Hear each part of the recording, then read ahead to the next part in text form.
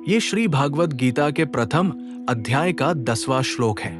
इस श्लोक में दुर्योधन दोनों सेनाओं की शक्ति का अंतिम आकलन करता है। यहाँ दुर्योधन का अहंकार और उसका आंतरिक संशय दोनों एक साथ बाहर आते हैं। श्लोक: अपर्याप्तम तदस्माकं बल भीष्माभिरक्षितम्, पर्याप्तत्विदमेतेषा बल भीमाभिरक्षितम्। भावार्थ: दुर्योधन कहता है, भीष्म पितामह द्वारा रक्षित हमारी वो सेना सब प्रकार से अजेय है और भीम द्वारा रक्षित इन पांडवों की ये सेना जीतने में सुगम है। विस्तृत तात्पर्य: इस श्लोक के संस्कृत शब्दों की बनावट ऐसी है कि इसके दो विपरीत अर्थ निकलते हैं और विद्वान मानते हैं कि दुर्योधन के मुख से अनजाने में सच और झूठ दोनों एक साथ निकल गए।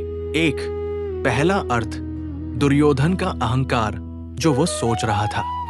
दुर्योधन को अपनी 11 अक्षौहिणी सेना और सेनापति भीष्म पर बहुत घमंड था। वो कहना चाह रहा था कि हमारी सेना अपर्याप्त है और इसके रक्षक स्वयं भीष्म है, जबकि पांडवों की सेना पर्याप्त है और उसका रक्षक भीम है, जिसे हराना मुश्किल नहीं है। दो, दूसरा अर्थ छिपा हुआ सत्य जो हकीकत थी। आध्यात्मिक और मनोवैज्ञानिक दृष्टि से अपर्याप्त का अर्थ कमजोर या अपूर्ण भी होता है।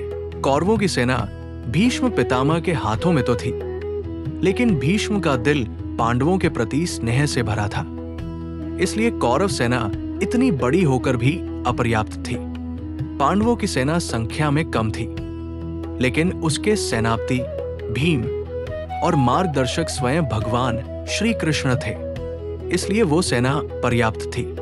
3, भीम और भीष्म की तुलना: दुर्योधन ने पांडव सेना के रक्षक के रूप में अर्जुन के बजाय भीम का नाम लिया। इसके पीछे कारण ये था कि दुर्योधन को अपनी गदा युद्ध की शक्ति पर घमंड था और वो भीम को अपना मुख्य प्रतिद्वंदी मानता था।